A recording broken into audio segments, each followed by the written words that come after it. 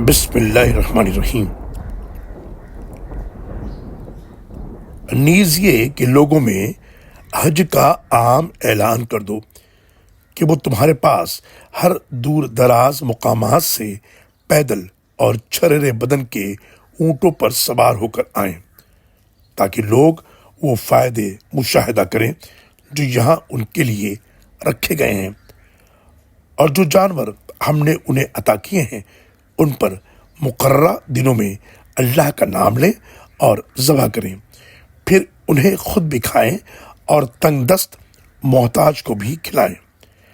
پھر اپنا میل کچیل دور کریں اور اپنی نظریں پوری کریں اور اس بیت العتیق کا طواف کریں۔ یہ تھا تعمیر کعبہ کا مقصد، اور جو شخص اللہ کے احترام والی چیزوں کی تعظیم کرے تو یہ بات اس کے رب کے ہاں اس کے لیے بہتر ہے۔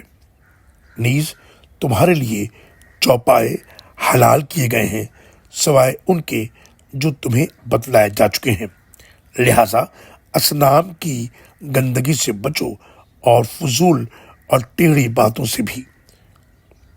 سورہ حج آیت نمبر 27 سے 30 تک۔ اللہ اکبر اللہ اکبر۔